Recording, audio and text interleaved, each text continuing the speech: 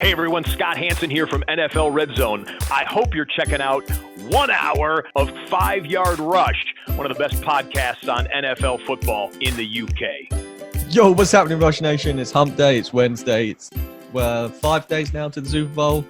I don't know, I'm stoked. 4 or 5 days. I don't know, I'm still shrugging off the rust from the Pro Bowl. It's 5 days. Rust? I didn't even know it happened. Yeah, no, it happened on Sunday. I genuinely have not seen a single thing. The only thing I have seen from the Pro Bowl is when, they introduced a new game. What, the skills games? One of the new skills games. That's the only thing I've seen. You missed like the Kobe Bryant tribute, the game itself. Yeah. I've not seen any of it. Okay, there's some news relating to it in the news section that I can update you on. News of this podcast? Yesterday's podcast. Okay. Why don't you update me now? Oh, yeah. The Drew Brees might not be coming back. What? Yeah. Or is that because he got Russell Wilson let him play? No. He came out and said he's not 100% sure if he's playing in 2020, but if he does, he'll play for the Saints. Well, that's good news. Talking of being stoked for the Super Bowl, we've got a returning guest. It's not his first. Obviously, he's returning. It's not his second. It's his third time on board. 49ers fan. 49ers. I'm saying that terribly. 49ers. And basically, if the 49ers win on Sunday, it'll be half of the amount of Super Bowls that they've won. What? If they win on Sunday, they win their sixth. So half of 6 is 3. Okay. So, yeah, welcome back, Jacob. I was trying to pick up because 6 is the leading amount of Super Bowls. Like they're tied with New England and Pittsburgh with 6 Super Bowls. I did not so know it's that. a big deal. Jacob knew what I meant, right? Yeah, but he's a 49ers fan. Yeah, I got you, yeah. Trying to bring some culture to this show, and to be fair, that's like the third time you've washed culture over my head in the last hour, Murph. So it's not new news. Yeah, we were talking about the second and third president of the United States earlier, and you gonna drop knowledge? I don't remember it. Oh, okay. I don't remember it. I just know that your mum tried to teach you something, and you've not paid attention. Yeah, I'm sorry, Mum. Sorry, Mum. Anyway, Jacob. Super 49ers fan. You've got a 49ers podcast now. You're back to talk 49ers as it is Super Bowl week. How you doing? And obviously you're traveling out Thursday. You must be pretty excited, right? I'm very good, thank you. Yeah, very excited. A bit nervous. I think the nerves will properly set in come the weekend, maybe when I touch down in Miami. But right now, just raring to go. Yeah. I think I know you've got to work half a day tomorrow, but I think I'd be picking up the phone in the morning, although my boss would know I'd be going to the Super Bowl because it's all I would have talked about, and therefore... Yeah, they know. Yeah. Yeah, not a good idea. Not a good idea. Don't listen to me. I don't know whether we mentioned it last time or how we even covered it, but how did you come to support the 49ers? So when I started getting into football, I found some NFL merch, funnily enough, in the house, and... that came from when I was younger. My dad used to work abroad and his head office was in San Francisco. And so when he would come back, he'd bring me back kind of 49ers themed gifts or San Francisco themed gifts. Some would, might be San Francisco Giants, some might be 49ers. And so I had some kind of random 49ers stuff. And when I kind of got into football, I thought, well, that's as good a reason I need to watch this game instead of any other on a Sunday when there's loads. And so I just watched a random 49ers game and enjoyed it, and they won. So I kind of stuck with it, really. And that's kind of been it, really, for the past 10 years. Well, it gave you somewhere to start, didn't it? Rather than just have all this stuff and think, no, I'm going to bin that and pick someone else. Yeah. I very nearly became a Colts fan, actually. I did one of those... there's like, do this quiz online and it'll tell you who to support. I did one of them and it told me to support the Colts. And so I nearly did that. But then I ended up going, no, do you know what? I'm going to stick with the Niners stuff because I've got it. And so, yeah, worked out. That has given me a great idea for a podcast. That we film that in live on air and see what it comes out. Yeah, see what you get. Okay. We should do that. Well, you need one because you adopt all the teams. So even though you're a Broncos fan. Yeah, but I don't feel like I need a team. Yeah, but this will tell you what to wear. Like each day you could answer the quiz slightly differently. It can tell you what gear you can wear, like your hats or t-shirts. You let a computer decide your life. That'd be cool. Okay. We'll talk about that. We'll talk about it. So what's your favourite story about being a 49ers fan? Oh, that's a good question. It's been some good ones. Obviously, was it 2 years ago? It will have been now. Well, sort of my very first game as well I ever went to was a Niners game at Wembley. It was Niners Jags in, I want to say 2013 maybe. And that was my very first one. And then a couple of years ago, I'm a Niners fan, and one of my best friends is a Broncos fan. And they only play each other, every 4 years. And we said, look, next time they play each other, let's go. And we kind of put it off and didn't know if we could afford it. And then with about, I think, 10 days to spare, we just said, let's just go do it. And so we kind of got some last minute holiday in, and we went across over to San Francisco and Santa Clara, went to Levi's and watched the Niners play the Broncos a couple of years ago. I think it was one of the lowly 4 games that the Niners actually won that year. Yeah. And we just had an absolutely great time. And that was very much kind of what started the thing about me doing the world record. I went to that and thought, you know what, I want to do more of this. And that kind of spiraled crazily out of control to, I want to do all of this. Yeah. I want to do more. Let's just go for all 31. No mid ground. Yeah. If we're going to do it, let's do it properly. So we talked off air about how many hats you've got, and you're not sure how many to take, but what other stuff have you got planned to take with you, jersey wise, or have you got any big flags, one that says the Football Wanderer maybe, that you should definitely hold up, get yourself on telly? So I've got a Niners flag, which I bought that time in that game against the Broncos actually, so that's definitely coming with me. I've got a couple of Niners jerseys. As we said beforehand, I'm very tempted to buy the new one that they'll be wearing with the Super Bowl patch, and if I do, it'll certainly be a George Kittle jersey, as he's my favorite player. Got some other kind of Niners t-shirts. My friend who's coming with me is that Broncos fan, but I said I'd bring him a Niners jersey because he certainly doesn't want the Chiefs to win. So I've got my Football Wanderer t-shirt, which I'll probably wear at some point, maybe down Radio Row as opposed to on the actual day. But I haven't got a Football Wanderer flag. I maybe need to get one. It's probably a bit late now. Just the should have brought this up a while ago. So, but yeah, I've got lots of Niners stuff. Don't you worry. There'll be Niners everything. Sick. And then, have you got anything else planned for your trip while you're over there? I've got a couple of things. Yeah, I mean, we arrive Thursday about 4 p.m. And then I think at 7 p.m. is around the NFL live show, which I'm very excited to go to. I obviously missed the London one because I was out in the States at the time. And so we land with a couple hours to spare. We're going to drop the bags and then go straight to that. Friday, we're hopefully going to go down Radio Row and stuff. We're also going to go to the Super Bowl experience, which I've heard is good fun. And then on the Saturday, there's some stuff for Sky Sports with kind of the other people that were given tickets by NFL UK. And then there's just a load of people to meet, really. I'm meeting the guy that, I think I told the story last time, how the person who first set the record was in the stadium at the Falcons when I broke the record. Well, he's actually going to be at the Super Bowl. So going to try and meet up with him. My co-host of my 49ers Brawl podcast, he actually lives in Florida. So we're going to try and meet up. So I've got about 1 million things to do in a couple of days. So some of it won't get done, but I'm trying to kind of plan it all. So we'll see. Oh, well, best of luck with everything you can try and cram in, man. Yeah, thank you. So obviously, for Fantasy Football Podcast, how'd your fantasy season go this year? I did okay. I was in 2 leagues. I was in the league, which I always do, which is essentially a league full of my uni American football teammates. So we've had that for, I think this is the 6th year we've had it. And the first 4 years, I made the final every year and I won 2, lost 2. The season after that was the first year I ever missed the playoffs. This year, I lost in the semi-finals. And I was very annoyed because you know how it is when you lead the league in scoring all year and then you just bottle it in the playoffs. That was me this year. And it was one of the few times, because I swear the person who leads the league of scoring never finishes first as well in the regular season because of this format. This is the one time I did as well, and I still managed to bottle it. So that wasn't great. And then the other league, I believe, was the listener league from you guys, which I did.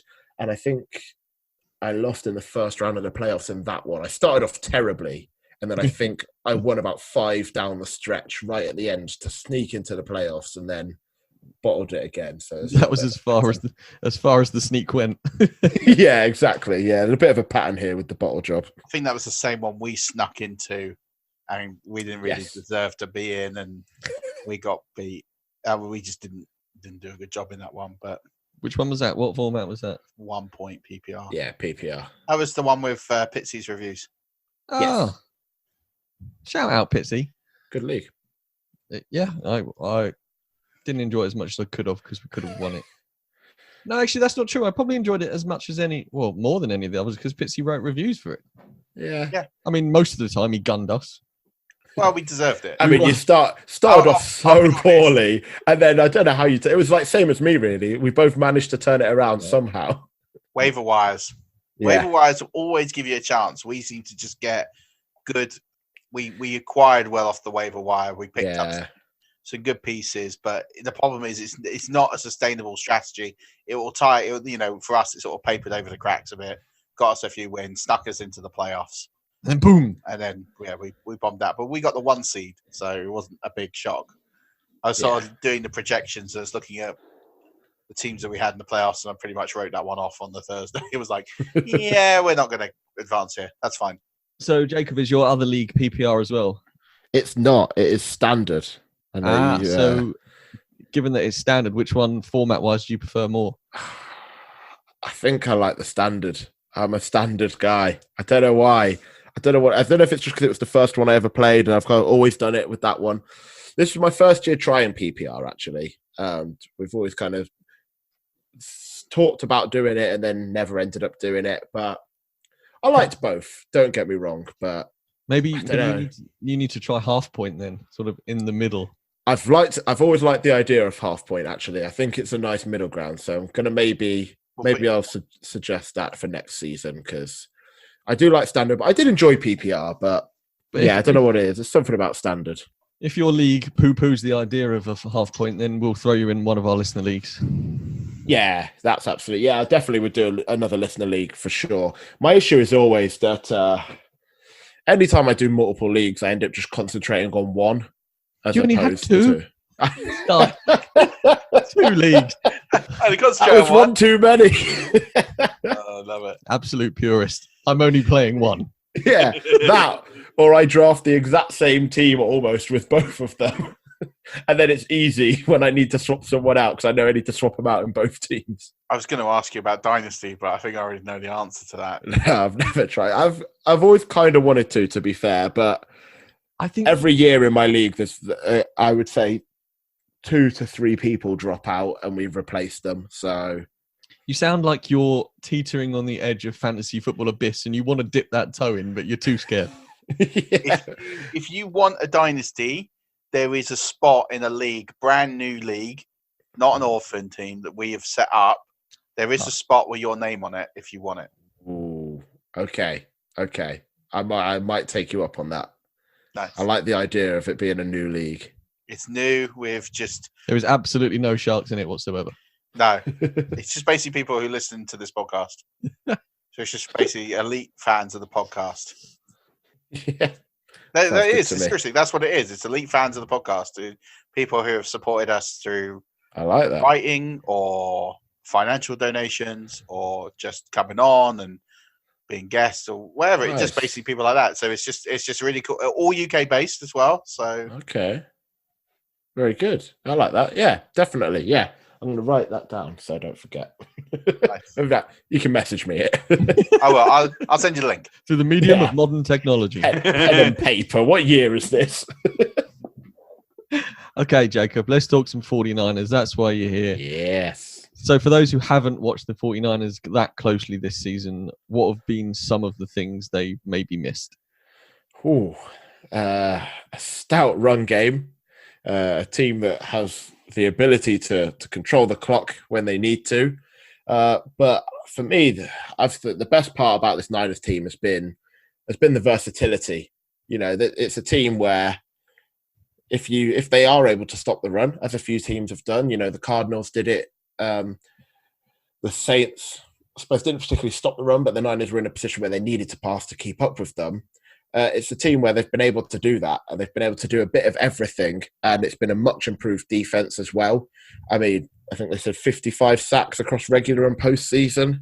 That's every team that's had 55 plus across those have always won the Super Bowl. So I think they're 14-0 or something like that. So there's been a great pass rush, a much improved defensive backfield, thankfully, because that was certainly the weak point I felt last season. And just great coaching, great play calling, the ability for players to get injured. I think the Niners have sent 18 players now to IR. And when players were dropping out, there was people stepping up. You know, Joe Staley missed a couple of weeks. Mike McGlinchey missed a couple of weeks. There was a point where the Niners didn't have either starting tackles, Carl Juszczyk, they're missing D Ford, Quan Alexander, and people were able to step up. And for me, that says a lot about the coaching, I think. Yeah, I agree with that. I'll be honest. I watched the 49ers week 1 against the Buccaneers. Yeah. Jameis gifted you a dub. Not with 1 pick 6, but with 2. Yeah, it was painful to he started as he meant to go on, didn't he? Well, you say that. He only threw 5 more in the other 15 games. So it's an NFL record still. Well, yeah, you know, you guys helped out. But but I remember watching that game, and I watched it, and it's like, there is something different about this team this year. I couldn't quite put my finger on it, because I think you'll be fair to say that the 49ers didn't play well in that game. They didn't play bad. No, that game kind of worried me. I know they got the win, but yeah, I agree. It felt like they were kind of given the win. Yeah. Yeah, because the run game wasn't happening, and we started to see the start of that Tampa D. But Jimmy G, the one thing that impressed me in that game was Jimmy G, because that was when I knew that. Do I think he's a Hall of Fame quarterback? It's too early to say, even though he is 27. But the one thing I liked about Jimmy G in that game is he never lost his cool. He just kept putting the ball in spots, kept the chains moving. And okay, it didn't, George Kittle had a couple of TDs chalked off in that game for penalties. And I think that in that game, I started to think, this team isn't the 4-win team of 2018. There's something different about them. And then as they started to chalk up wins, I still remember the 49ers being 4-0 and still being talked about, well, yeah, but they haven't really played anyone yet. And, it's still only Jimmy G. And everyone kind of was like expecting the 49ers to implode. Then they got to 5-0. Even at 8-0, there were still those questions, really. Yeah, there really was. And I think it's amazing because the media have kind of painted this Super Bowl as this is the one we always wanted. And I was thinking, I distinctly remember at the bye week that no one was really talking about the 49ers as a contender. And I think that goes to show that that to me is coaching, because you can put the flashy plays with the flashy players, and the Chiefs, I think, are a great example of that. Listen, the Chiefs are a great football team. You've got the MVP in the league. You've got splashy players who make big plays. Whereas with the 49ers, it just seemed to me that everybody stepped up. There wasn't a weak link in the chain. Every time there was 11 men on the field, they all did their job. There's consistency. Yeah, that's what I've thought that about this team, and I think the Chiefs are kind of not the opposite, but they're a bit more kind of star driven. Whereas I think there's less of a drop off between the number 1 and the number 2 and the number 3 on the Niners, and that's probably shown up where I can't think of a game this season where the Niners just weren't in that game, and I don't think there's another team really in the league that's had that. Even the Ravens looked incredible. They still had that week 3 or 4 game against Cleveland where they just weren't in it. Every single game's been close. They've either blown the other team out or they've been in a close loss. And so I think consistency is just a huge part of this team. I thought the Chiefs were similar, no? Yeah, I suppose. I'm trying to think. I can't remember who their losses were, to be fair. I mean, they lost a couple when Patrick Mahomes went down, but I don't remember. I suppose that's a bit different, isn't it? Yeah, when they've not got a. I'm just looking at their losses. They lost by 3 to the Titans, a touchdown to the Packers. Yeah. Touchdown to the Texans and 6. Yeah. So they were only 1 score. Yeah, losses. They're in close games. Yeah, I'll give them that for sure. Yeah. That's why they're in the Super Bowl. Two very consistent teams. Yeah, it's There you amazing go. what happens. Consistency is obviously key then. Basically, if you lose, don't lose by a lot. Yeah. Don't- But I think there's something in that, because I think if you lose a game, like you get blown out in a game Mhm. where you lose by 20, Yeah. I think that does cause you to question what's going on. Yeah, Whereas but if you can lose a game if it's sometimes you can lose a game purely on possession. Yeah, or if you lose by a late last-minute field goal and you've lost by Yeah. 3 that could have gone the other way, you head back to the locker room and be like, yeah, we've lost, but we were in Yeah. it till the death. And And there's always one or two calls, isn't there, where you could go, if we got that call, we would have won. Whereas I think Yeah. when you lose by 20, the inquest starts. People start to look in the room and go, well, you didn't do your job today, and you didn't do your job today. And then Yeah. all of a sudden it starts to raise the temperatures. I mean, the Jags are notoriously good at that. Like they'll lose a couple of games and then the whole locker room just implodes. So, I mean, we saw it when they were in London. They went and spent 40 grand on a bar bill, and then the whole, like, that's all they discredit. When they win, winning's easy in the sense of when you win, everyone's happy and everyone's, smiling around. I think I go back to our Christmas episode where I was talking about the 49ers, because I said that they would make the Super Bowl. And I said the reason why is because they were battle tested. Because you had that stretch around week 10, week 11, week 12, or was it 9, 10, 11, where you played three teams in a row 10, 11, with 12, over yeah. 800 record. Yeah. And you won 2, lost 1 on the final possession of the game. Yes. Yeah. And you don't get through that kind of stretch unless you're a very good football team. And I think that was when I was like, they've played the best in the league. They've played the best teams in the league. They've played the Ravens. They've played Saints and the Packers, Saints yeah. and the Packers. So they've played the best in the league. And the Hawks Yeah. twice, don't forget. Yeah. Yeah. So And I'd have taken 1 and 2 out of those 3 games going into it. I remember thinking, if we come out of this with 1 win out of those and at least a close losses in the other 2, I'd be pretty happy. Yeah. So to come out of that 2-1 and that loss to basically be, the Ravens, I mean, they controlled time of possession for the final 5 minutes and kicked a field goal to win it. It's hard to be too upset with that. No, exactly that. And I think that's what's key. And I think that was when I kind of knew that the 49ers were for real. Like, it's seen progress through the season. I was like, no, this is an outstanding football team. I guess the big question for Sunday, and something for me that I'm really keen to understand with the 49ers is what happens if they take the run game away. So if the Chiefs replicate what they did in the AFC title game and they reduce the Titans to under 100 yards rushing, how are the 49ers going to respond to that? Yeah, I mean, we've seen it a couple of times that where they have had to throw the ball, and when they've had to do it, they have been able to do it. The only game that really worried me was the Seahawks loss, when I think they registered like 12 drops or something like that, and they still had the chance to win it. I think when I was looking at it, the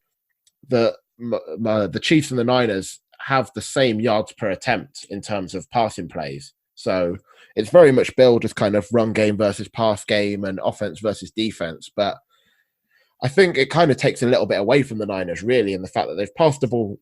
I mean, I'm not trying to say Jimmy G is Patrick Mahomes. He's not, but they don't need him to be, really, the way the game is set up. But in terms of offense, they've outscored the Chiefs on the season, and they've had the same kind of yards per attempt, which is normally kind of the key stat when they're looking at a passing attack. But I know a lot of that is set up from the play action. So yeah, it'd be interesting if they just go, right, let's put it in Jimmy G's hands. I mean, we've seen it at that Saints game. Kyle Shanahan was almost he's driving me crazy, because at one point they were 2 points up and he just kept throwing every play.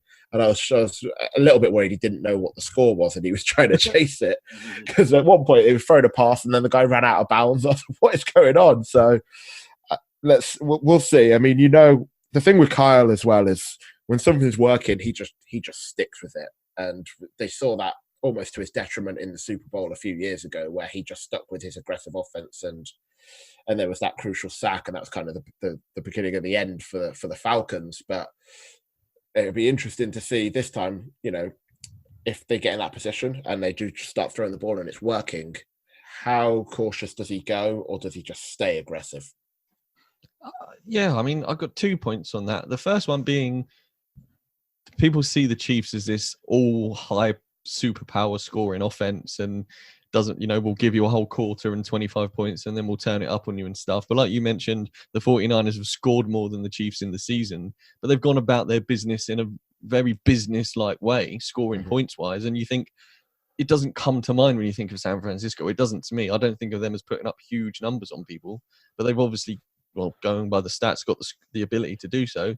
And then the Chiefs did take Derrick Henry and the Titans' run game out of the game in their matchup, but their run game was Derrick Henry. It's slightly different to the Niners in the fact they have so many running backs.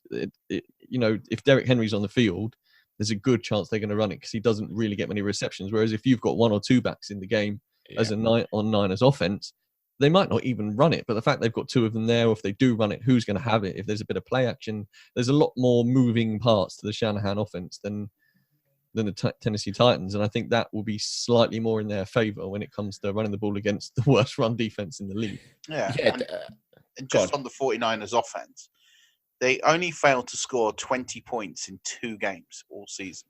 So one was against the Ravens and that incredible defense. And the other one was the rainstorm, the monsoon bowl against the Redskins at FedEx, which was a 9-0 game.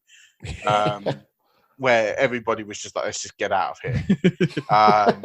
And the weather wasn't too good in that Ravens game either. That was pretty bad weather as well. So let's hope for sunshine. Both on the road. I mean, the lowest, I'm just looking now, and the lowest points I saw at home was 20 against the Rams, 24 against the Steelers, 24 against Seattle, which was a loss in overtime. You got 30. The Rams one was on the road as well, I think. At home it was 33, 31 or something like that. 34, 31, yeah. So you only had the Falcons where you lost 29-22. Yeah, that was an awful game, so you only had a couple of games from home where you weren't scoring 30 points. So it is impressive, like what they have done this year on offense, and fourth in points overall. It's a solid.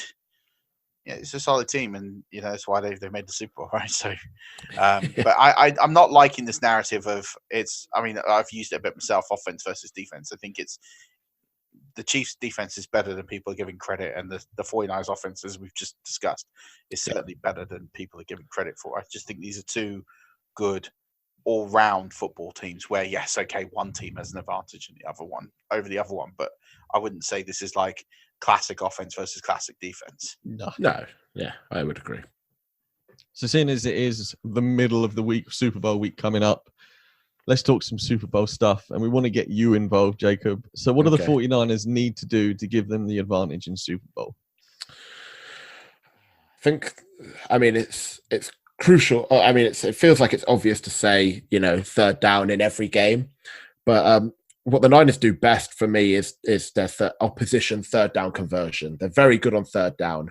The tough thing this week is that the Chiefs don't let it get to third down very often. I think they only have 11 third downs a game, which puts them 31st in the league because they're so good at converting on first and second. And I think if they can kind of force the Chiefs, and it seems weird to say force the Chiefs into just throwing because that's what they want to do anyway. But when you look at their first down breakdown, the Chiefs are 50-50 run pass split. And so it's very different to when they played the Vikings, where the Vikings were about 80-20 split on their run pass on a first down. So I think if they can force them into the pass, and it's something the Niners have done so well. I mean, I think they're best in the league on their opponent's yards per attempt through the air, and kind of force them into that situation where they're constantly passing. It also gives the pass rusher a chance to get after Mahomes, and he's not an easy guy to bring down. He's certainly very mobile, and we've had trouble with the mobile quarterbacks this year, but if they can get after him, send him 4. The Niners don't blitz a lot. They like to send 4 because the 4 they send are so good. Then if they can be disciplined like they were last week against Rodgers, they didn't let him escape the pocket very often. They weren't getting too aggressive and rushing too far upfield and then getting caught on screens. If they can play disciplined like they did last week and get after Mahomes, then it's hopefully won't give the speedsters so much time to beat the Niners over the top, because the speed is what really worries me. You've got Tyreek Hill, Mecole Hardman, Sammy Watkins, Demarcus Robinson. They've all got tremendous speed, and that's really what worries me. So if you can not let plays go 4+ seconds, then I think they've got a really good chance to shut down. You're not going to stop the pass game, but you can certainly slow it down. Yeah, the only trouble with the middle of the field once the speedsters do go over the top is you've got Travis Kelce prowling They that certainly area. do, but I feel good about. I don't know why I shouldn't. I don't feel like anyone should ever feel good about Travis Kelce unless you play for the Kansas City Chiefs. But the Niners linebackers, I mean, they're such good coverage linebackers. The Niners have given up the fewest yards to tight ends this season. And the Chiefs, on the other hand, that's kind of been their weakness. So I'm hoping George Kittle can take advantage. But I think when I looked as well, I think all 3 Niners linebackers were in the top 15 coverage grades as well on PFF, and they've now got all 3 of them back. Quan Alexander missed some time with a torn pec, and he's come back this postseason. So with all 3, hopefully they can keep him quiet, but he's certainly a beast. He might be one of those matchup proof guys. Well, that's me well and truly shut down. So at the start of the playoffs, when you were dreaming, obviously, about the Super Bowl, who was the one team in the AFC that you feared to get, and why? Baltimore. Baltimore worried me because the teams that worried me, the teams that had done particularly well against us, were teams with scrambling quarterbacks, because there were so many times where it got to third down and the quarterback would just take it and run, and we weren't particularly good at recognizing that quickly enough. And so you had the part where they'd beaten us before, which didn't worry me too much because we mentioned it earlier. It was a close game. It came down to, a time of possession thing where they controlled the clock and then kicked the winning field goal. But I mean, going into the playoffs, they just looked like they were a different class to everybody else, really. And Lamar Jackson's ability to move with his legs was just basically what worried me the most. Same on the NFC side. I mean, they're not the best team in the NFC, but Seattle were a team that really worried me because Russell Wilson seems to be able to do his thing against the Niners, doing a similar thing, really. Yeah, I had the Ravens playing the Niners in the Super Bowl. I think a lot of people did, didn't they? Yeah, I just what the Ravens did in the season. I didn't see them bowing out how they did in the playoffs. That was unbelievable. Yeah, absolutely madness. So Jacob, let's pretend the shoe was on the other foot and you were a Chiefs fan. What weaknesses in the 49ers do you see that the Chiefs could possibly exploit? For me, the biggest weaknesses for the Niners is kind of similar to the Chiefs in their run defense. We've had such a good pass defense. The run defense hasn't been particularly good, but it's kind of been hidden a little bit because the Niners have been ahead in so many games that teams have had to go away from the run game and they've been forced to go play into the Niners' hands almost. So if the Chiefs can get ahead and they can start to run the ball, that's certainly kind of a weaker part from the 49ers. They were obviously missing Quan Alexander, as I just mentioned, and him coming back does help that. But the run defense for me, and the other part is red zone defense. I think I can't remember where they rank, but it's certainly in the bottom 5 to 10 in red zone defense. If you can get to the red zone against the 49ers, a lot of teams are able to turn that into 6. And whether that's also because the run game is kind of more prevalent as well once you get down there, and that's their weakness, I'm not too sure. But if they can get down to the red zone, then they're certainly a team that can give you 6 points. So run D and red zone defense, they're the two things I'd be looking to try and get advantage on. Nice. And then special teams. Which team do you think has the edge when it comes to special teams play? This is a tough one. It's a really tough one. They've got 2 very good punters who don't have to punt all that often, to be fair. I think they have the second and third least amount of punts this season, but they control the ball so well when they do have to punt. I believe between the 2 punters, Colquitt and Wisnowski, they've only allowed 5 touchbacks all season between them. So when they do punt, you're either a lot of the time you're calling a fair catch inside your own 20, etc. And so it probably comes down for me to the return game. I think both kickers are very good. Gold's not had his best season, and I think Butker's had a very good season, so they've maybe got the edge there. But the return game has probably got to go to the Chiefs. I think Mecole Hardman is an absolute weapon with the ball in his hands. We've seen that this postseason. And sometimes, for a punt, they might stick Tyreek Hill back there, and that's someone I never want to see with the ball in his hands. So I think they've probably got the edge there over Richie James on the Niners. Yeah, I think the special teams way it's going to line up is fascinating, because I think actually for me, that's where the battle I think could be won or lost. The one thing that the 49ers have done really well this year is get really good starting position and restrict their opponent's starting position. Yes. So when you look at it, the 49ers are starting from their own 32 on average, and they're making their opponents start from their own 26. Which it sounds like it's 6 yards, but actually that's a lot. That's 6 yards every drive. Yeah. So if you think that each team has 9 drives a game, you're talking about over 50 yards, and then you pile that up over the season. It's a huge advantage over time, and also it could be 3 plays for the offense to play against the defense. Yeah, and then that's how you control the time of possession. But the big difference for me is they have many options on the return. But James himself, he's had a couple of good runs this year. He's broken away.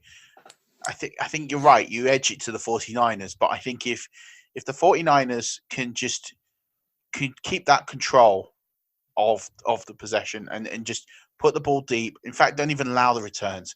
When there's a kickoff, get out of bounds. Just get out of bounds. Just let them have it from 25 every time. Don't give Hardman the opportunity to get into the game.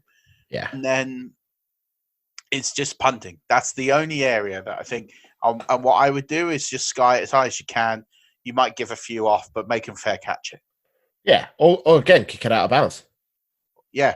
If you can do that, give them another 10 yards. But yeah, I don't. You got to be a bit careful with that. I think too many times in games you'll see punters try and go for get it inside the 10. Goes about 12 yards. And then let it roll. And then actually, they don't get the trajectory on it. It returns and they get it right. So I think stick it up in the air. You might lose 5-10 yards, but rather than go for the 10, if you put them inside the 20, that's a good result. Yeah. Depending on where you are, of course, but I would just stick it up in the air and don't allow them to just take the return game out of the game.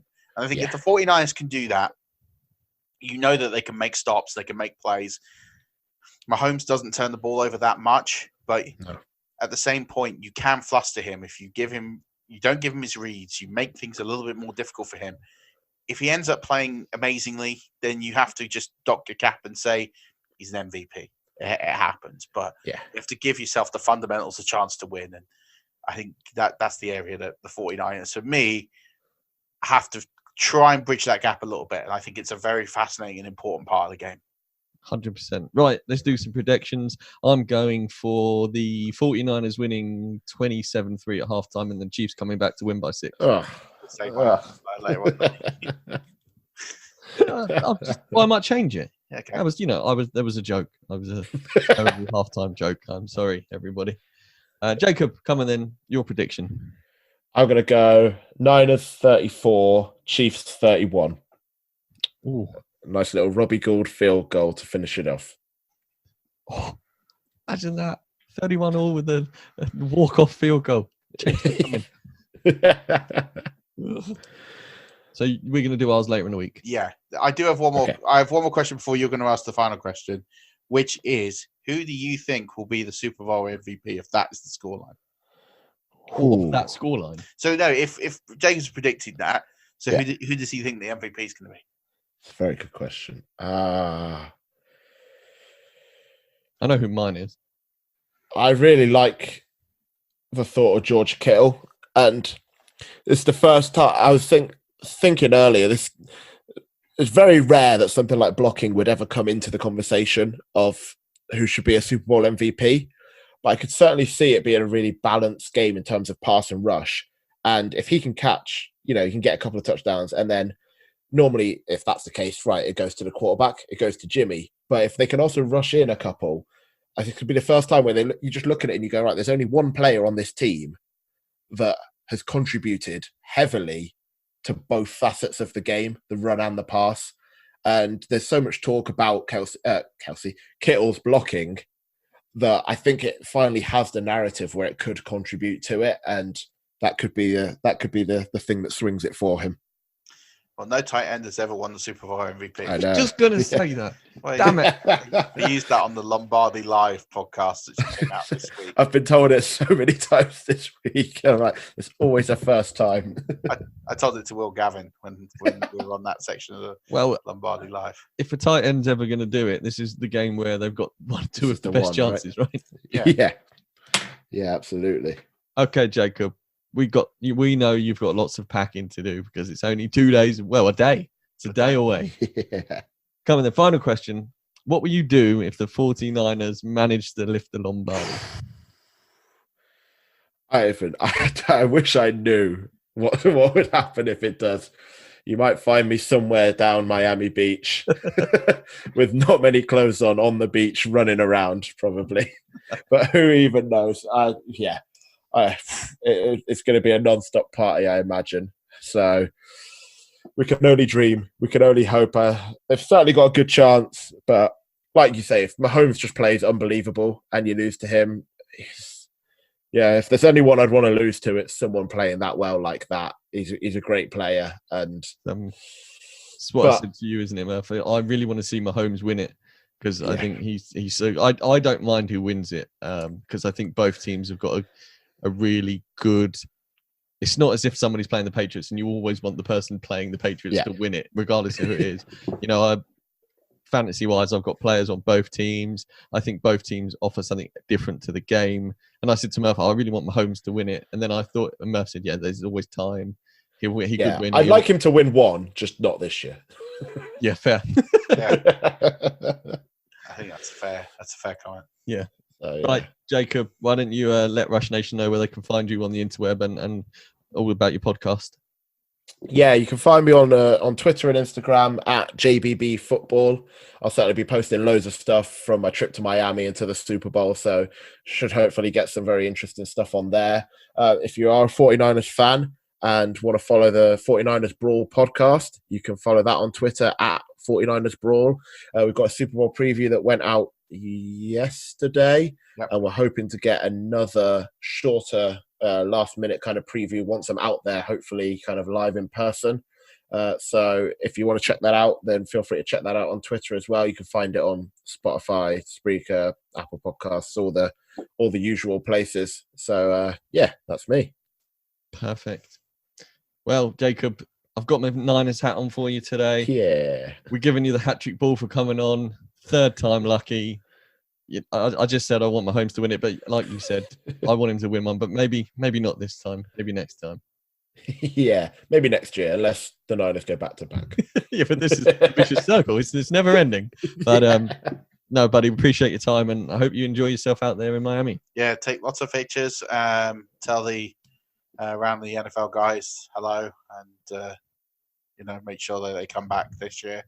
And enjoy your chat with Will Gavin because you're going to see him, aren't you? Yeah, should do. Yeah, my twin. Really? Me and Will Gavin look very similar. I don't know. Now I think about it. It's quite fun. Yeah, I won't go into that now. But we look very similar. Basically, I did once upon a time was in Waterloo Station, and someone said, "Are you Will Gavin?" And I was like, "No, but I do know who you're talking about." But no, that's not me. Fair. Right, Jacob, this has been an absolute pleasure, and we will have you back on in the off-season, no doubt. We've got more stories to talk about your trip. Yes, sir. Yeah, I'm sure. Yeah, thank you very much for having me. I appreciate the time and appreciate you keep having me on. Oh, mate, anytime. You're more than welcome within these hallowed walls, Murph. I'll catch you later in the week. But Rush Nation, as always, don't forget, keep rushing.